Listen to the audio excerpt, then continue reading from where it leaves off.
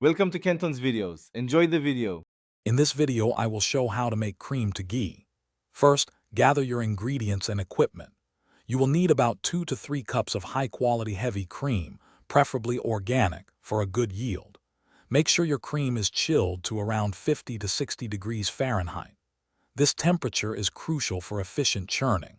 Prepare your stand mixer with a whisk attachment or a food processor, as these tools will make the churning process much easier and quicker for you. Now let's get to the exciting part, churning. Pour your chilled cream into the mixer bowl. Begin whipping on a medium-high speed. You will notice the cream first becoming whipped cream, then thickening further. Keep going until the solids, which are your butter, separate from the liquid, which is buttermilk. This usually takes about 5 to 10 minutes. Once separated, carefully drain all the buttermilk from the butter.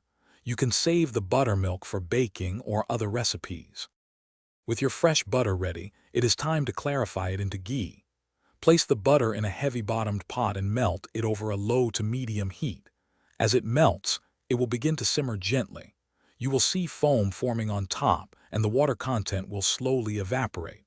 The milk solids will separate and gradually sink to the bottom of the pot, turning a lovely golden brown.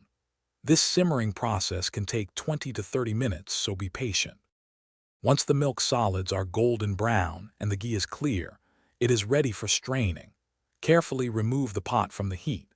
Place a fine mesh sieve lined with cheesecloth over a clean, heat-proof jar or container. Slowly pour the golden liquid through the sieve, separating the pure ghee from the brown milk solids. Discard the solids. Allow the ghee to cool completely before sealing. You can store your homemade ghee in an airtight container at room temperature for several months. Ready for cooking.